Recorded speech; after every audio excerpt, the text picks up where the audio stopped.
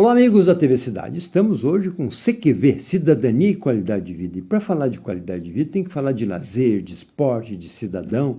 E hoje nós temos uma celebridade aqui conosco, nos prestigiando no nosso estúdio, que vocês nunca ouviram falar num desfile de carro que durou de Nova Milano até o centro de Farroupilha.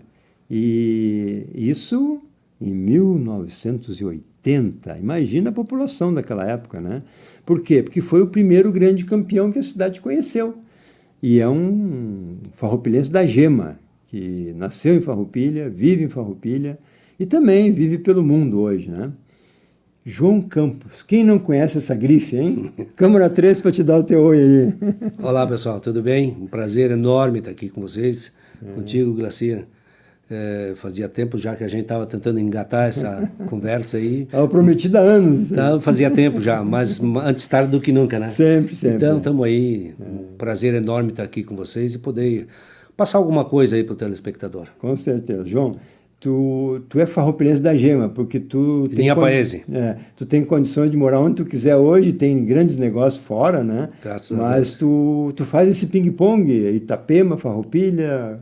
Como é que tu divide essa vida aí? Agora já faz 18 anos que eu estou em Itapema, né? Então resolvi ir para lá, convite de amigos de lá que corriam comigo na época. Foi em função foi em função das corridas, da picape, que eu fiz uma amizade muito grande com o pessoal de lá. E são meus amicíssimos até hoje, né? Então eles forçaram muito que queriam que eu fosse investir lá, viram a minha dedicação em qualquer coisa que eu pusesse a mão e realmente fui para lá e me dei muito bem, estou lá e agora sempre estive um pouco lá, um pouco aqui, só que agora como eu construí aqui em Caravaggio, do lado da casa do Márcio ali, bem no coração de Caravaggio, que eu amo. Abençoado Estou no céu, em dois sentidos, da Santa e no lugar que é maravilhoso. Claro. Então, eu fico um pouco lá, um pouco aqui, 30 dias lá, 30 aqui, depende da necessidade de estar lá, depende da vontade de estar aqui, porque aqui é muito bom, é maravilhoso, né? Então, eu fico... Depende muito da necessidade de estar lá ou não, por causa dos meus negócios, que eu ainda tenho negócios lá, vários, né? Mas hoje está tudo bem tranquilo, tudo andando, tudo nas mãos de pessoas competentes, então eu não preciso estar sempre lá. Então, eu já vim construindo isso ao longo do tempo para chegar nessa posição e poder descansar um pouco da vida, que foi muito sofrida, né? Correu muito pela vida, literalmente. Muito, demais. João, tu foi um dos assim, que começou primeiro a investir em Itapema também, né? Porque Itapema não era conhecida, né? Já tinha muita gente de Curitiba ali, São Paulo, tinha de outros lugares bastante, mas a maioria dali, né? Que eram construtores e investidores. Hoje... é um absurdo. Meia Praia, Itapema. Meia Praia não, é um bairro de Itapema, né? Mas é muito maior que Itapema. É uma loucura aquilo lá. Qualquer um sabe hoje a pujança que é ali, Balneário Camboriú. Então nós estamos ali com o metro quadrado mais caro do Brasil. Hoje, né? Hoje. Os paulistas e os cariocas estão descendo, né? Demais. E não só paulistas e cariocas. Hoje eu tenho um vizinho no meu prédio que é pequeno, lá onde eu moro, do pessoal do Acre. Olha só. Pessoal de Campo Grande, pessoal aqui de Nova Petrópolis. Então tem de tudo que é lugar. O Brasil inteiro. O Brasil inteiro está investindo lá e já teve bem melhor. Hoje está um pouquinho mais calma, a situação também... E hoje tem muita oferta. Uma vez tinha mais procura que oferta. Hoje quase está invertendo a situação, tem mais oferta que procura. Mas é caro e ainda, isso né? equilibra o negócio, equilibra o valor do metro quadrado. Então é uma coisa... Mas ainda está muito quadrado caro, né? É muito bom, muito caro. João, com relação às corridas, quando é que tu começou a investir lá? Vamos começar a falar de corrida ou vamos falar de construção? Não. Quando que tu começou a investir lá, para a gente ter um parâmetro das corridas com o teu empreendimento? Na verdade, quando eu parei de correr de picape, que eu fui pentacampeão brasileiro, 2001, 2002, 2003, 2004 e 2005... aí eu resolvi parar, até porque o pessoal não queria mais que eu andasse de picape porque eu ganhava tudo. Então eu resolvi e parei mesmo, porque estava sendo até inconveniente. E eu já estava assim, bastante satisfeito com aquilo que eu tinha feito pro meu pessoal, sabe? Porque eu já vinha em outros campeonatos brasileiros, da Stock Car, brasileiro de Palio, e vários outros campeonatos que eu fiz, a vida toda sem parar nunca, um ano. Então eu já estava, digamos assim, um pouco cansado também disso e resolvi largar e mudar de caminho. Recebi esse convite com bastante firmeza desse pessoal que quis me levar para lá, não para ser meu sócio, nada. Eu cheguei lá e banquei sozinho a minha história e montei uma construtora lá e me dei muito bem, quer dizer, graças a eles eu estou lá até hoje, felizmente, muito bem. Muito bem. E com relação a campeonato, tu sabe quantos campeonatos tu ganhou? Eu ganhei 7 campeonatos brasileiros e 3 gaúchos e ganhei umas 12 horas de Tarumã. E o meu filho, Márcio, ganhou 5 campeonatos brasileiros. Então nós temos no currículo nada mais, nada menos do que 12 títulos nacionais, o que é um feito inédito, né, para a pista de automobilismo. É uma coisa muito forte, muito boa, muito assim. Mas Glacier, é muito trabalho. Imagina. É muito cansativo, porque não é só ganhar a corrida ou sentar no carro e disputar a corrida. Por trás, nos bastidores, na negociação com patrocinadores, na manutenção da equipe, o esforço de manter o pessoal coeso, unido para chegar na vitória, quer dizer, a vitória, o sentar no carro e chegar à vitória talvez seja o menor detalhe. É que tudo que mais interessa é o antes daquilo ali e o durante, o fim de semana de corrida. Então, tem muita coisa que se precisa para chegar lá no auge e chegar ao resultado final, né?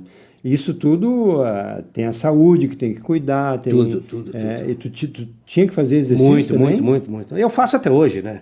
Eu faço até hoje porque virou vício, mas sempre, um atleta, principalmente de automobilismo, tem que ter não só exercício, como alimentação, se cuidar, dormir bem e essas coisas todas. E tem uma concentração...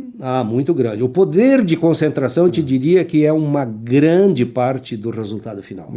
Quem não tem um poder de concentração muito grande, ele perde muita performance em consequência disso. De onde é que tu tirou isso? Eu acho que isso vem do natural. O Márcio também tem um poder de concentração muito grande.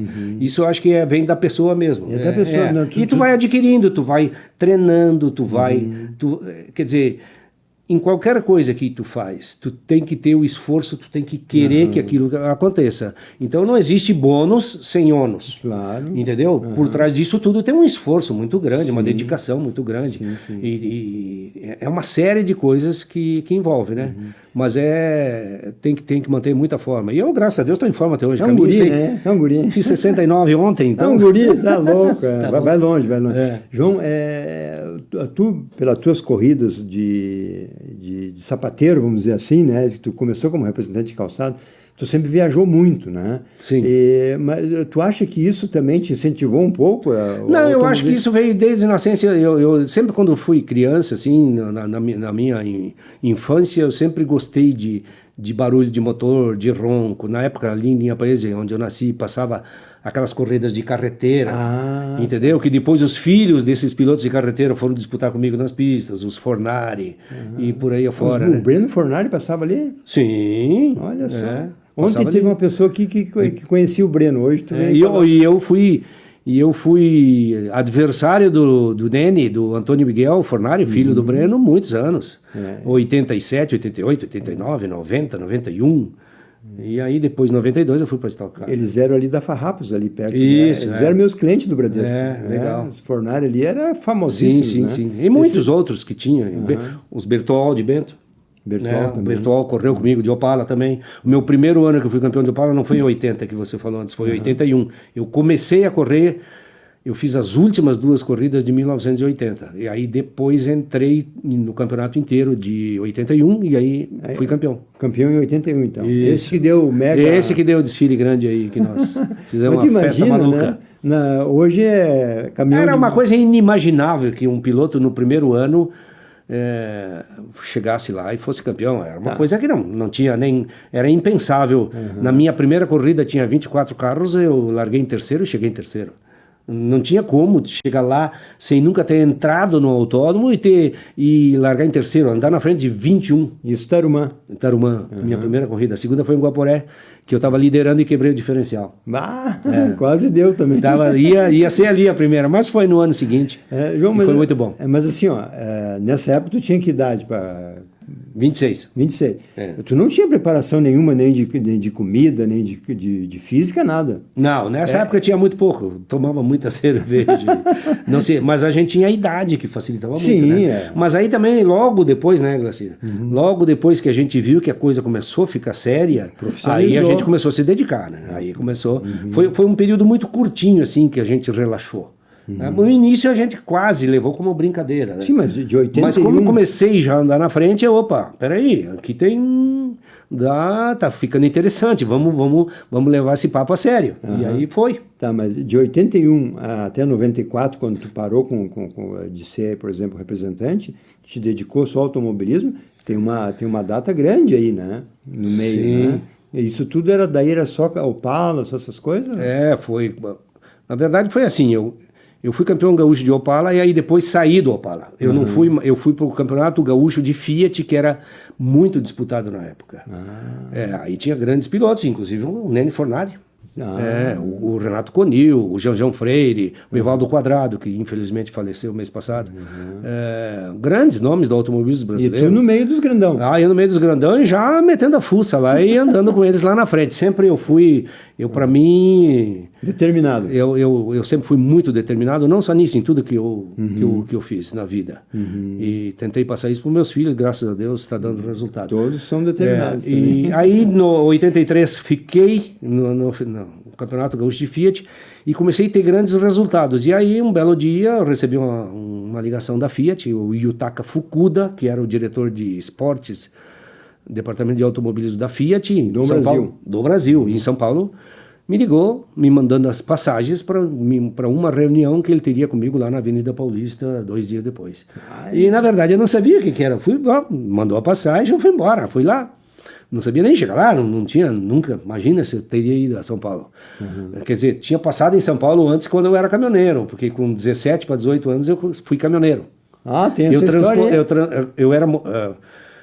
motorista de um caminhão truque aqui da Forqueta, do Roberto Maschio, que eu transportava vinho da cooperativa da Forqueta para o Rio de Janeiro. Olha só. E aí passava por São Paulo. Já era turista. A história é muito longa, tem muita história. Chamou... E aí, só para terminar esse raciocíniozinho aí eu cheguei lá e ele me disse, eu quero que você seja piloto oficial da Fiat. Opa! Para 84.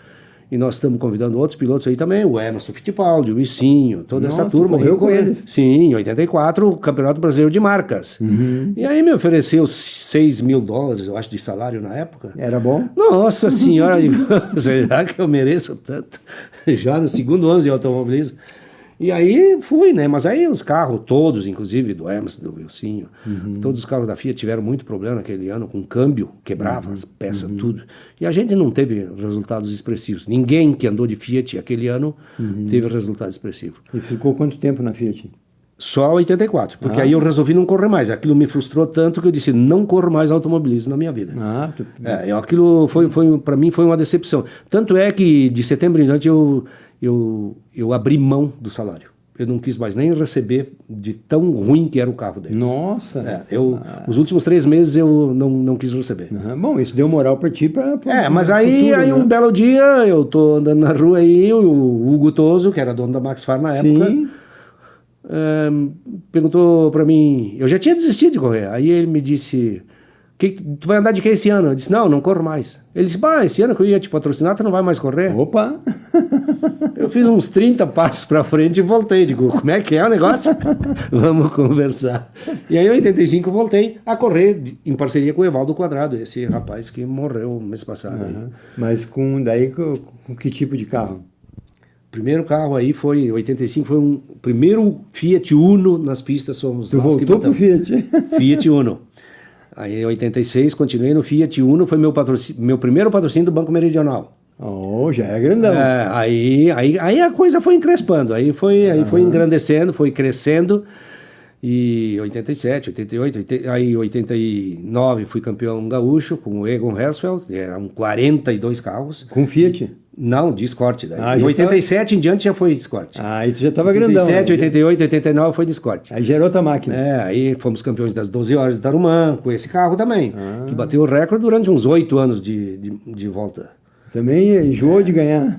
Aí deu muito certo depois, aí em 90 eu participei do Campeonato Brasileiro de Marcas. Com que carro? Equipe meridional, um Voyage, uma equipe Rinaldi. Aí foi para Volkswagen. Aí fui para Volkswagen, em 91 eu fui contratado pelo Clóvis Grock de Erechim para correr de Fiat Uno, uma proposta irrecusável, eu não queria fazer mais Fiat, mas o salário era muito bom e eu tinha patrocínio da Colombo na época também, que era todo para mim, além do salário, então eu não tive como recusar.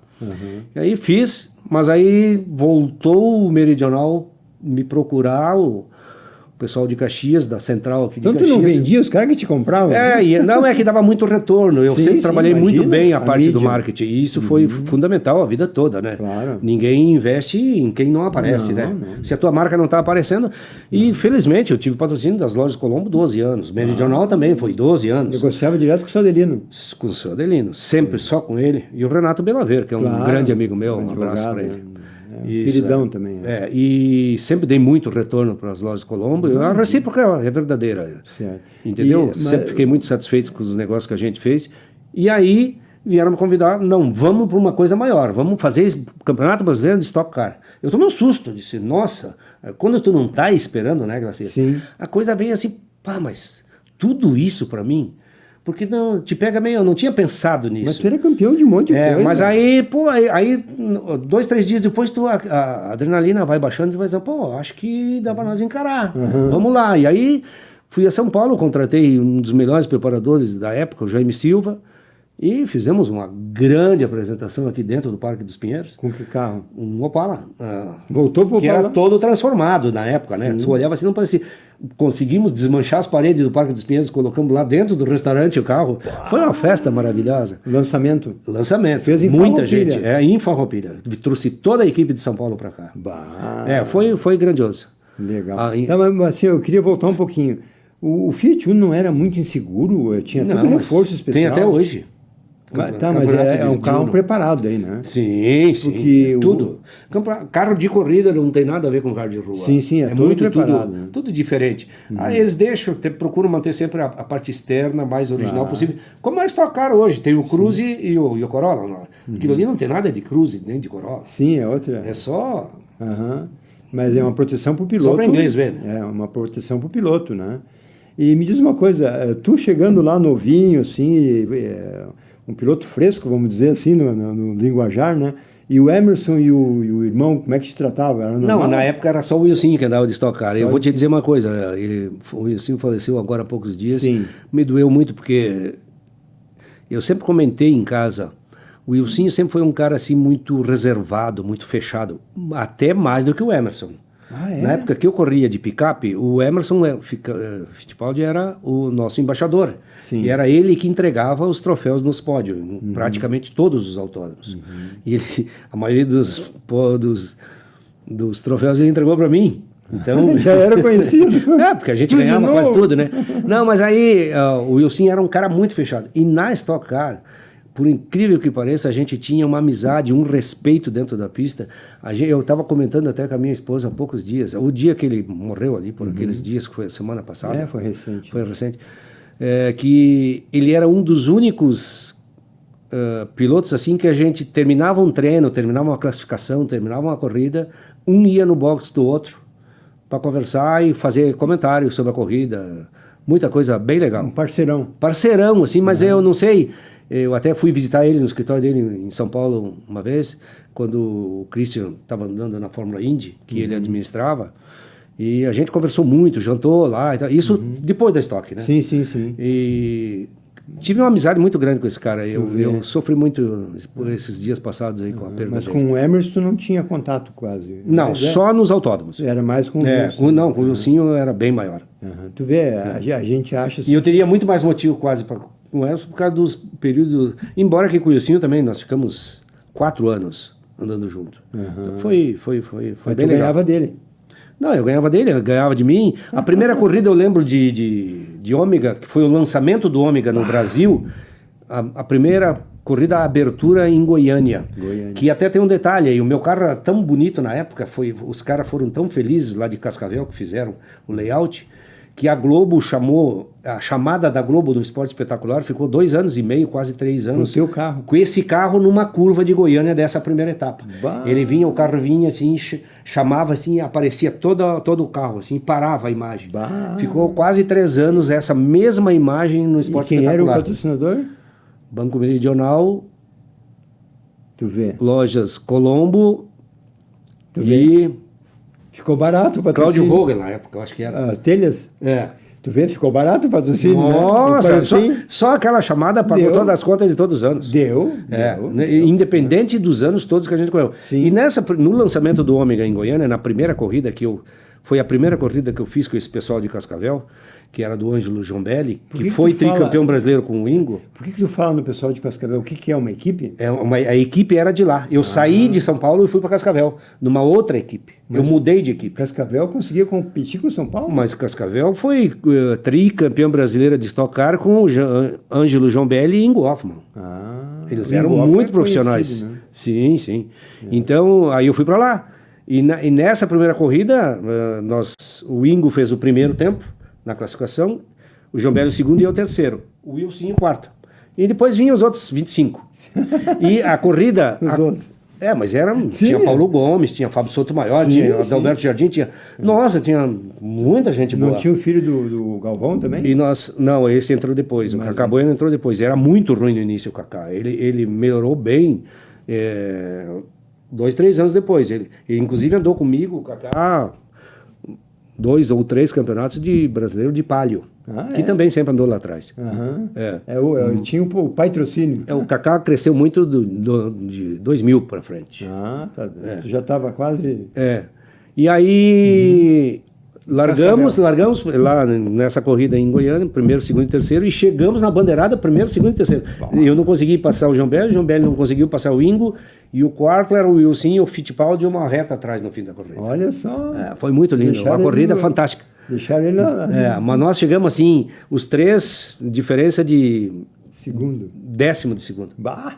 Um Empurrando o outro. Foi bem legal. Que legal. E Cascavel, tu ficou quanto tempo? Fiquei 1 ano. Só 1 ano também. E depois você foi fazer o quê? Depois eu voltei para a equipe de São Paulo. São Paulo. Que tinha feito para mim em 93. O Maurício Matos. Tudo nome... Tudo. Foi bem legal. E tu correu mais... Eu me lembro uma época assim que tu corria... tu chegou a correr com o filho várias vezes também, né? Sim, aí depois que eu parei de correr de picape, que eu disse, tá bom para mim, já deu até o que eu não imaginava. E aí, exatamente, aí eu fui para Itapema e esqueci corrida.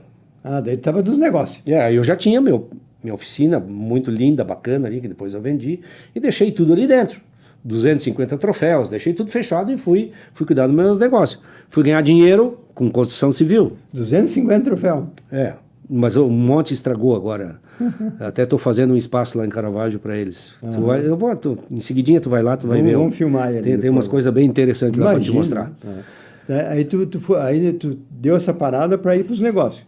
Aí fui para os negócios. Mas aí eu ia e voltava no fim de semana. Mas era muita... Aí comecei a intercalar, porque aí eu comecei a ficar lá. Passava fim de semana todo juntando lixo e prego dentro das obras. Então...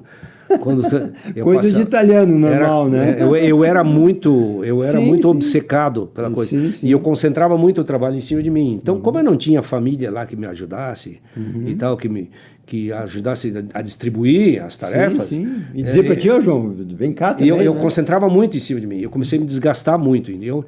Mas os negócios foram maravilhosos. Imagina. Eu me dei muito bem e fiz a coisa muito certa, sempre bem, bastante pé no chão.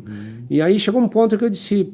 Comecei a fazer conta, né? Eu disse, vamos parar por aí, eu acho que dá para nós começar a viver a vida. E aí eu fiz isso faz 3, 4 anos. Mas nós temos que voltar ao seguinte, essas picapes... Tem muito assunto, né? Nessas picapes, tu ficou quanto tempo nas picapes? bastante, né? 5 anos, os 5 que eu ganhei. E que carro era? Sempre andei de Ford Ranger, mas era Ford Ranger, S10, Chevrolet e Dakota. Ah, tinha 3 marcas aí. 3. Aí depois, 4. Depois entrou a Grale. A Grale Com também? uma Marrois, Mas e funcionava? Funcionava bem. O Franco Stedley fez um belo projeto lá. Olha só, cara. Mas durou pouco essa da Grale, não? Na verdade, eles entraram, acho, em 2004. Aí eu andei 2004, 2005 com eles, e aí depois eles ficaram e eu saí, né? Eu não vi mais depois. Pois é. Não sei se andaram quantos anos depois, mas enfim. Porque não é um nome assim, né, que marque, né? Não é um carro de rua que tu vê toda hora. Não, nem pensar. Né? Mas foi mais marketing do que qualquer outra coisa. Sim, mas andou bem, o Franco andava muito bem. Para vender a marca de certo, né? Isso, Que é por aí, isso, né? o objetivo era esse. Mas, João, tem aquela fase da Mercedes. Durou quanto tempo da Mercedes? Bela fase da Mercedes. Começou... A história da Mercedes é muito interessante. Vamos contar para o público. Demora, né? Não tem problema. Nós temos tempo. Na Mercedes, na verdade, eu já tinha esquecido de corrida. Eu estava focado no meu negócio lá, mas eu sabia que eu tinha que começar. O Márcio tinha ficado para trás. E estava sozinho, quer dizer, tinha que começar o Márcio correr porque ele queria. Não, ele não correu. Ele fez um. Em 2010 ele fez um campeonato gaúcho de marcas. Já correu. E foi campeão. Na categoria N. O primeiro ano que ele correu, eu disse, não, tu vai começar, vamos ver se dá. Se dá no couro, né? E aí ele foi super bem. Estava no DNA. 2010. Aí nós começamos a procurar alguma coisa para ele, para 2011, mas não achava uma coisa decente, nós queríamos uma coisa maior. E não fechava, ou com equipe, ou com patrocínio que precisava e tal, porque eu sempre ganhei dinheiro com corrida. Pelo retorno que eu dava, tinha mais, era que ganhava, e bastante. Imagina. Bastante para mim, que sou modesto, né? Mas eu sempre, na verdade, em qualquer categoria que eu passei, eu sempre tive, eu acho que eu fui quase sempre um dos pilotos mais bem pagos. Olha só. E sabia na buscar patrocínio também. inclusive na Stock Car. E aí em 2011, já era fevereiro, e nós já estava quase que jogando a toalha, assim. Um belo dia, estou numa imobiliária em Itapema, te contei essa historinha ali fora, que é muito interessante. E eu estava conversando com um corretor, tocou o telefone e eu atendi. Era o presidente do BMG, o Antônio Herman, meu amigo, que corria comigo de Stock Car. Banco BMG, que está aí até hoje. E aí ele estava criando esse campeonato de Mercedes. Ele disse, João, estou criando um campeonato. Eu já sabia que estava criando esse campeonato de Mercedes, mas eu achei que não imaginava que fosse para dupla. Aí ele me disse, comprei chegaram 24 carros, nós vamos pôr 20 carros na pista, e eu já vendi de ontem para hoje 19. O 20º é teu. Tem que ser teu. Tem que ser teu. Pode me mandar o dinheiro. Te pegou de surpresa. Me mandou o valor. Pegou de surpresa. Eu estava de pé assim dentro da imobiliária, tomei um susto. Mas aí me passou um filme. Aí eu disse, mas não tem como. Ele disse, não, pode correr em dupla. Quando ele me disse aquilo, eu fiz uma viagem assim, meu Deus do céu, vou correr com meu filho. Tá aqui a chance, comecei a chorar. Na hora. Aí liguei para ele, dei a notícia, comprei o carro. E no outro dia nós já arrumamos Na época tu comprava o carro para tinha que comprar. Mas depois eu vendi também, né? Sim, normal, né? Tá, mas era um Mercedes normal? Não, já veio pronto, já veio semi-pronto da Alemanha, esses 24 carros, e foram terminados em São Paulo. Preparados na Alemanha. Isso. Importado mas o final da preparação veio uma parte, alguns itens foram feitos em São Paulo, aqui, na equipe do Antônio Herman mesmo. Que depois ele foi disputar o Mundial de turismo com Cacá Bueno, aquela Banco do Brasil, aquela turma da BMW, que ele tinha uma parceria grande com a BMW. E aí... Então, Mercedes, daí ele te ligou, comprou o carro dele... Comprou o carro... E daí? Comprei o carro dele na hora. Pronto, é meu então, vamos mandar. Aí eu fui correr atrás de patrocínio. O primeiro patrocínio que eu fui foi no Sicredi. E aí o projeto do Sicredi para aquele ano era um carro de corrida. Como não? Vamos contar de novo. Não, tu quer que eu conte tudo? Não, assim, tu conhecia um amigo na praia?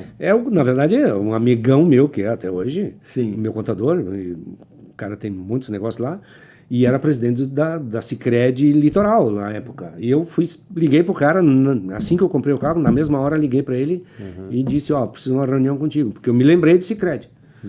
Aí sentei na frente dele e disse, eu preciso que o Sicredi, eu preciso de um patrocínio, nós temos que fechar com o Sicredi assim, assim. Aí ele me disse, se tu não fechar com o Sicredi aqui, tu não vai fechar com ninguém. Eu garanto que tu vai fechar. Bah. Aí ele pegou o vice-presidente, pegamos a passagem para outro dia, fomos a Porto Alegre. Tudo assim... Mas muito em cima da hora, porque já era metade de fevereiro, nós tinha que agilizar muito rápido. Pegamos o avião no outro dia e fomos eu te falei que foi em Florianópolis? Não, pegamos em Navegantes e marcamos uma reunião em Porto Alegre, sentamos lá no departamento de marketing com o Daniel Ferretti. Falaram quanto tempo? E aí eu mostrei todo o projeto, porque durante a noite a gente praticamente passou fazendo um esboço, assim, um rascunho, bem rascunho, do que nós queríamos. E chegamos lá e apresentei para o cara, levei uns 40 minutos falando, que eu falo pouco. Trovando, né? Aí vendi meu peixe, ele foi lá, levantou, ele disse, dá licença, foi lá, abriu uma gaveta e me mostrou qual era o projeto para eles, para aquele ano. Era automobilismo. Aí caiu assim, de paraquedas na nossa frente, né? Encaixou muito certo. Fechou, daí era só Sicredi. Só Sicredi. O carro era Sicredi e os parceiros deles, né? Sim, aí. Isso. Mafre e Catu. Seguros, né? É. Tá, e aí, como é que foi o primeiro ano? Campeão. Ganhamos quase todas. Segundo ano, campeão. Terceiro ano, campeão. Mas só que aí, no segundo ano, eu pensei, não, o Márcio já está formado, já está pronto, vou deixar ele sozinho, vou sair fora, vou administrar só do lado de fora. Então, nós somos campeão. Não tem coisa melhor do que ser campeão brasileiro que eu tenho filho, né? Não tem dinheiro que pague isso. Eu acho que isso, Gracinha, foi toda a compensa do cara lá de cima por tudo que a gente sofreu antes. Mas que legal, né, cara? É uma vida de sucesso. Uma vida de sucesso, né? E ganharam 4 campeonatos? 3. Aí o Márcio ganhou sozinho em 2013 e aí... Dali fomos para a Stock Car, ele foi andar na Stock Light e foi bicampeão brasileiro lá também, e aí depois ele foi para a Stock principal, na Blau. Aí tem um monte de história, aí veio a pandemia, eu parei de acompanhar ele, e aí ele ficou sozinho, talvez ficou um pouquinho perdido ali. A tua experiência... E aí ele também parou e agora quer voltar, tomara que volte aí, mas tem que voltar muito pé no chão. Ele é novo ainda, tem muito tempo ainda pela frente. Mas se voltar, tem que voltar uma coisa muito sólida, muito concreta. Até esse final de ano aí quase a gente fechou uma parceria bem legal aí, mas tem que bater a tecla em tudo muito certo. Como se diz, a gasolina está no sangue. Não adianta voltar para dizer que voltou, entendeu? A gasolina... Tem que voltar para andar lá na frente, senão não... É complicado. Como se diz, a gasolina está no sangue ainda. Sempre tá, né? Que nem a gasolina, tem. Né? Agora, antes de vir para cá, teve o treino da Fórmula 1, eu tava vendo. Tu não consegue, né? Não consegue. Não é, porque tá dentro da gente, né? Faz parte da... E assim, tu é um campeão, tu já viveu todas essas fases de sucesso, né? Como é que é para ti, assim, o Senna, o Schumacher, hoje o Hamilton, né? Como é que é esses caras? Tu te vê neles? O que tu imagina de ser? Eu não me espelho, assim, em piloto de... Não? Não. A gente observa o que faz, o lado bom, o lado... Tu pega o lado bom e aproveita. O lado ruim, tu faz de conta que tu tem amnésia, esquece, entendeu? Porque o lado ruim, na tua maneira de ver. Sim, cada um tem um... Cada um tem. Tem gente que gosta do Hamilton, eu não gosto. Não? Eu gosto o piloto, para mim, hoje é disparado o Max Verstappen. Por uma série de razões. Entendeu? Eu não gostava do Senna, eu gosto do Piquet. Por uma série de razões. Sim. Mas cada um tem as suas razões. Não adianta eu querer dizer que o cara que gostou do Senna... É que tu vê coisas que nós, leigos, não... O Senna batalhou a vida inteira para andar na Williams. Fez 3 corridas, marcou 0 ponto. E foi embora. Quer dizer, ele era tão obcecado por aquilo que talvez o cara lá em cima mostrou para ele que, não é como tu quer, é como tem que ser as coisas. Né? Então, cada coisa no seu tempo... Mas é óbvio que o Senna foi um fenômeno. Sim. Não tem como, né? Em todos os sentidos. Era fora do seu tempo também. Sim, né? fora do tempo. E o Schumacher também. Schumacher também, com certeza. É uma pena que aconteceu aquilo com o Schumacher. Sim. Mas hoje para ti é o Max. Disparado. Não tem nem... Olha, ele... Nossa, se der um um carrinho de mão pro cara cheio de cimento aí, ele vai lá e anda na frente. O cara é descomunal, ele é fora da curva. Tu vê, né, como é que Aí agora na primeira corrida aí, todo mundo nos treinos de pré-temporada tava andando na frente dele, e ele só ali, eu dizendo, ó, vocês vão ver na hora que chegar a corrida. Não, porque não sei o quê, porque agora a Mercedes veio pra frente, a Ferrari veio pra frente, a Aston Martin veio pra frente, mas chegou lá nos treinos, ele ficou em terceiro, chegou na hora da classificação, creu. Chegou na hora da corrida, sumiu os caras. Não teve nem, o cara Sim. Pelo amor de Deus. O cara é fora da curva. Diferencial.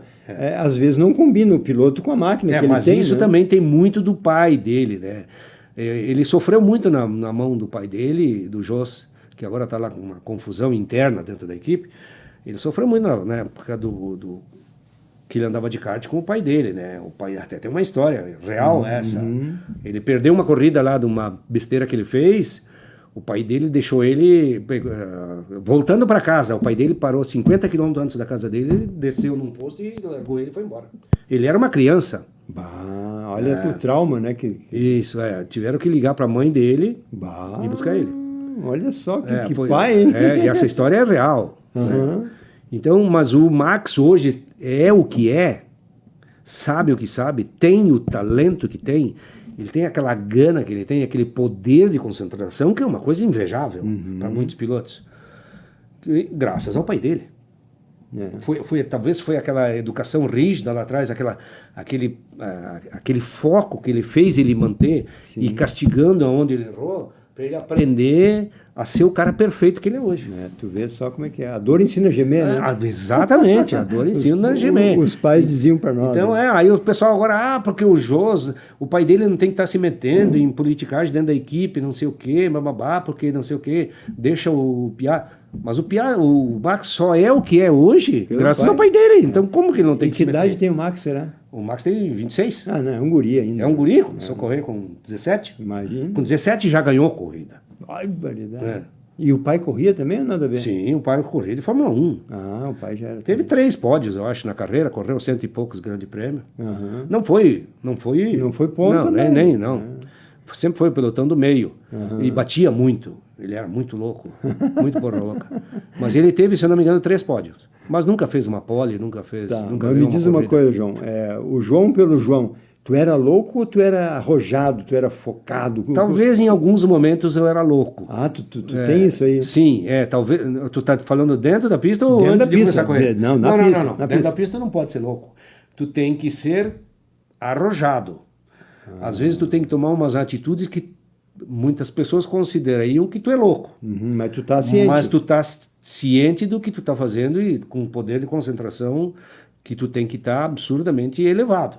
Entendeu? Então, eu não chamo aquilo de loucura. Agora, na rua eu fiz muita loucura, muita besteira. Não, digo na pista. Mas assim, tu disse que tu adquiriu isso ao longo do tempo, mas tu fez algum treinamento?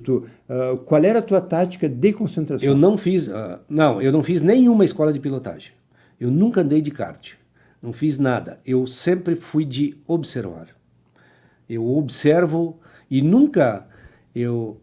Para te ter uma ideia, a primeira corrida que eu fui a Tarumã, eu tinha ido uma vez à noite ver umas 12 horas. Lá na curva do Tala Larga. Então, quer dizer, eu nunca tinha entrado dentro de um autódromo na minha vida quando eu fiz a primeira corrida. Tu foi como esporte, só pra... E não fiz curso de pilotagem, que aí é outro detalhe também. Hoje o piloto já entra na pista sabendo fazer punta-taco, sabendo se posicionar na direção, sabendo sentar no banco, se amarrar, sabendo ficar certo para a corrida. Toda uma preparação. Na época tinha a escola de pilotagem, mas esse campeonato, interessante essa história, em 1980 tinha uma regra, uma lei na federação, que tinha o campeonato de estreantes e novatos, junto com o profissional. Junto com os 24, quem quisesse entrar, tu fazia 3 corridas, como estreantes e novatos. É uma adaptação? Sem carteira. Tu ia lá e entrava junto com a cachorrada toda. Nossa! Que foi o que eu fiz. Jogava no fogo. Em outubro de 1980, eu fui fazer essa primeira corrida, que tinha 24 profissionais, e eu larguei em terceiro. Andei na frente de 21. Mas daí... Larguei e cheguei em terceiro. E não era loucura? Não, nada de loucura. Não era loucura, mas... Para quem estava olhando do lado de fora, os caras comentam comigo, tem vários comentários de pessoas que estavam, achavam uma loucura o que eu estava fazendo. Mas eu estava consciente. Não nem perto daquilo que depois, quando eu me profissionalizei, cresceu, né? Mas no início, porque ninguém te deu uma dica para que lado vira, em que marcha tu faz, aonde tu freia, entendeu? E eu tive o azar ainda no primeiro treino, quebrou um balanceiro do motor, e os mecânicos não tinham chegado ainda no autódromo, porque eles tinham virado à noite para o carro ficar pronto. Eu fui andando com o carro, com as caixas de ferramenta e os pneus de reserva daqui para Tarumã, andando. Tá brincando? Na época estavam fazendo da Freeway até o autódromo, até Viamão, aquela estrada de concreto. Aquilo ali não é asfalto, aquilo ali é concreto. Certo. E eu fui desviando pelos meio das plantação de eucalipto ali nas estradinhas de chão, de terra. Por quê? Porque estava trancado, não tinha, estavam fazendo aquela estrada. Mas tu quebrou ali ou tu foi quebrado? Não. Depois que eu entrei na pista, eu dei 4, 5 voltas e quebrou um balanceiro do motor. Bah. Aí chegaram lá depois e trocaram. E aí eu consegui fazer o segundo treino, mas eu perdi quase todo o primeiro treino. Então, aí fui para a classificação de tarde e fiz o terceiro tempo. Aí os caras, não, peraí. Quem é esse cara? Cronometrar errado esse cara aí. Aí já veio televisão, já veio rádio, já veio. Aí foi uma loucura. Aí domingo, então, nem se fala, né? Já larguei em terceiro e fui pro pódio na primeira corrida. Bah. E aí já me deram a carteira. Aí foi automático. Não precisava fazer as outras duas. Imagina. Porque, e aí a federação te dava 3 oportunidades. E depois eles faziam uma avaliação. Dependendo do teu resultado e do teu comportamento dentro da pista, eles te davam a carteira ou não. Aí tu tinha a chance de fazer mais 3. E se nem na segunda vez que tu tinha mais 3 chances, tu não conseguiria, aí tu tinha que fazer curso de pilotagem. Tu passou por todas as fases? Passei pela primeira já, direto. E aí, quando abriu, aí na segunda corrida em Guaporé, eu quebrei o diferencial liderando a corrida. E aí no ano seguinte, eu me preparei bem, fui buscar uma equipe de São Paulo, quer dizer, tive que fazer uma rifa de um Volkswagen, da época da Comalfa aqui. Sim, com a Alfa, né? Que o William Wiesenthiner era o diretor ali. Eu tive que fazer autorizada a rifa, que na época era proibida pelo, então, Avelino Maggioni, nosso prefeito. Que hoje a neta dele é minha nora. Tua coincidência, hein? É, esposa do Márcio. Sim. Olha bem, filha do Félix. Sim. E o Avelino autorizou a fazer essa rifa. Eu fiz 1000 números. Aí tem mais outra historinha. É tudo a história na minha vida. Sim. Fiz 1000 números. E corri pela Loteria Federal na outra semana, quer dizer, eu tinha que vender 1000 números em uma semana. Vendeu tudo? Não, ficaram 15 números nos talões. E na época tinha carro à disposição, então como eu não saberia a cor que o cara que ganhasse quisesse e tudo, eu já vendendo, já dizia, pode ir lá escolher o Volkswagen que quiser, quem ganhar, a cor que quiser e tal. Tá. Na agência do William. Isso. Adivinha o que aconteceu? Loteria Federal, número 815. Valia a centena. Valia a centena. Estava num dos 15 que ficou nos talões. Ganhou o Fuca ainda. Ganhei o Fuca, ganhei a rifa total.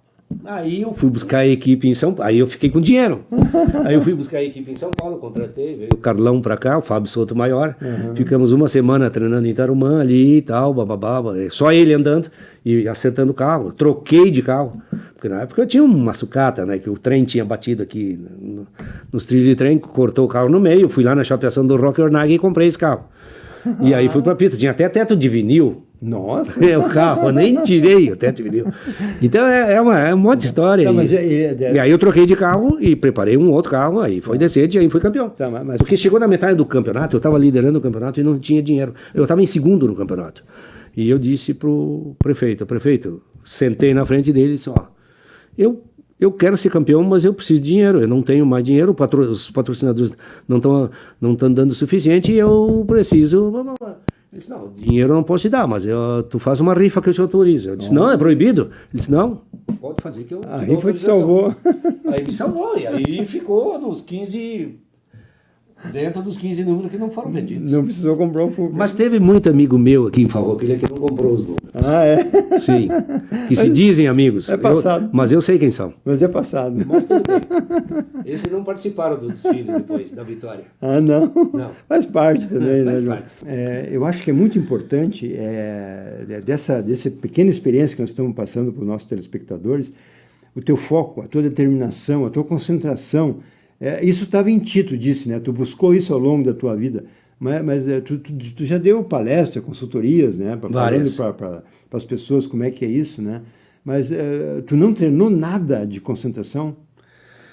Não, eu treinei. Como é que tu te preparava para a corrida? Não, eu na verdade, eu fui sempre olhando os vencedores, né? Eu olhava, eu copiava os vencedores, eu olhava até o comportamento de pista, eu olhava muito. Às vezes, assim, tem detalhes que quando eu tomava 0,2 de segundo, que é menos que um piscar de olho de um adversário, eu descia do carro, a cronometragem me dizia, naquele trecho lá, tu tá tomando 0,2 ou 0,3. Tomando é perdendo. Perdendo para aquele cara. Uhum.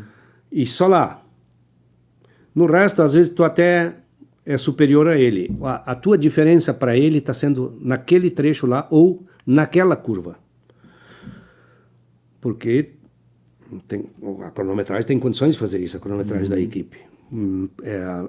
Todas as pistas no mundo são divididas por trechos. Cada equipe faz o seu trecho, não quer dizer, tem o trecho oficial da organização, mas as equipes têm os trechos delas. Aproveito. E pode usar o do oficial também, mas se eu quiser fazer um trecho diferente e sempre ter ele para mim, eu posso fazer, porque eu passo a informação para o piloto da maneira que nós achamos melhor. De acordo com o que eu fazia? Eu parava o treino, perdia o treino, às vezes 15 minutos de treino, de várias voltas, caminhava a pé até lá, ia lá ver o que o cara estava fazendo diferente de mim. Isso ninguém fazia. Isso eu fui aprender, eu fui matutando isso, eu fui pensando, fui trabalhando a minha mente. O que eu tenho que fazer para superar o cara? Aí chegava em Interlagos, tu tá tomando Interlagos, não dá para descer do carro. Mas aí o que eu fazia? Eu mandava um olheiro, especialista, ver qual era o comportamento do cara, tomada, tangência e saída de curva, e a minha tomada e tangência, freada e saída de curva. Aí o cara me passava. Mas onde eu tinha condições, a maioria dos autódromos tem condições de fazer isso, eu preferia perder o treino, mas ir lá e... Aí chegava, sentava no carro, ia lá, fazia, pum. Ganhava. Superava o cara. Olha só, estudava no campo. Isso ninguém fazia. E eu também não dizia para ninguém que eu fazia isso. Porque senão todo mundo... Tá entendendo? Mas a minha equipe sabia, lógico, né? Sim. Sabia de tudo. Então eu sempre... Era um diferencial teu. Era um dos. Né? Cada um tem os diferenciais dele, né? Mas voltando para a concentração, o que tu fazia de diferente? Nada? Não, eu não fazia de diferente. Eu tinha que fazer aquilo o que era necessário, como a maioria que queria ganhar a corrida. Tem gente que por exemplo, que andava do meio do pelotão para trás, que não se preocupava muito com isso, mas só... Então, também não. Mas eu não admitia andar sem ser entre os primeiros nunca, desde a primeira corrida que eu fiz na vida. Tinha que estar na frente. Isso. Então, não tem. E aí, então eu prefiro ficar em casa. Sim. É muita determinação, né? Assim como tu foi vencedor, voltando lá para o começo, né? Tu representou 14, 15 empresas de Farroupilha, né? No calçado, né? Sim, eu fui representante de calçados durante uns 15, 16, 17 anos. É uma boa parte da vida, né? Foi muito bom. E era um vencedor também. E era muito sacrificante também, porque às vezes eu estava lá em Uruguaiana, eu fazia missões de fronteira. Eu estava lá e a equipe me chamava em São Paulo para treinar. Tem que treinar. Meu Deus do céu. Era uma coisa horrível, porque às vezes tinha que abandonar os clientes ou apurar, forçar mais o ritmo, às vezes deixar de atender alguns clientes em alguma cidade. Sim. Por exemplo, eu vinha pela BR 285 lá, onde se eu tivesse que entrar numa cidadezinha pequena que eu tinha um cliente de fazer 20 quilômetros de estrada de chão, na época passava reto, então eu ia fazendo só os principais. E isso também prejudicava um pouco, mas eu tinha que pensar, eu tenho que conciliar as duas coisas. Tanto é que em 1994, quando eu estava na Stock Car, eu pensei, digo, ou eu corro, ou eu paro. Eu já estava cansado também de carregar mala, né? Imagina. É muito cansativo. Desgastante, né? Isso. E daí eu optei só pelo automobilismo e graças a Deus foi a partir dali não a partir dali, mas a partir dali eu tive mais condições de me concentrar mais naquilo que eu estava fazendo, inclusive de patrocinadores, de dar retorno, de mídia. Focar, né? Ficar mais focado. Não? João, de todos esses carros que tu correu, qual é o que te deu mais prazer? Foi a Mercedes? Foi o que me deu mais prazer foram os carros que eu ganhei. Boa. Mas eu posso te dizer o carro que menos me deu prazer. Qual? Um Voyage de 1980 na equipe Rinaldi, no Campeonato Brasileiro de Marcas. O carro era horrível. Muito fraco. De estabilidade, de motor fraco. Nossa Senhora. Aquele ano eu não vi a hora de acabar. Tanto que a Volkswagen nunca se despontou nisso. Né? Não, ela até ganhou corridas e tal, mas a minha equipe era muito ruim. Sim, mas eu digo a nível mundial, assim, a Volkswagen não participa? Não, né? até faz, porque a Volkswagen lá fora tem bastante coisa, mas... Sim, os alemães são... são, não tem, né? Porsche também, né? Deles, né? Isso. Então, a equipe era muito ruim, então aquele ano para mim foi o pior ano de todos, nem... Aqueles piores meus gaúchos aqui foram tão ruins. Mas se tivesse que escolher, é difícil escolher. A taça é o que valia. Mas é uma coisa interessante, né, Garcia? Dos últimos 7 campeonatos que eu disputei, eu ganhei 7. Entendeu? E os primeiros 5 que o Márcio disputou, eu ganhei 5. Era uma estratégia boa, né? Muito. Então foi muito bom, muito feliz com tudo. Só tenho que agradecer a Deus, mas com certeza não tem bônus sem ônus. É muito esforço, é muito. Eu vi uma frase do João Adib essa semana na internet, o dono da CIMED, que patrocinou muitos anos a Stock Car também e alguns campeonatos lá fora. A preguiça é inimiga do sucesso. A preguiça sempre foi. Preguiça e sucesso não andam juntos em lugar nenhum.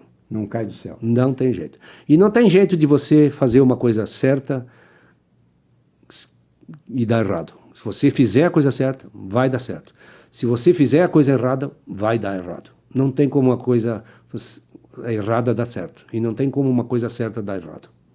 Obrigado por hoje. Foi uma satisfação receber Falei um campeão demais. aqui. Não, nunca é demais. Voltarei outras vezes. Com certeza. Vai ser um prazer. Muito obrigado. Valeu, abraço.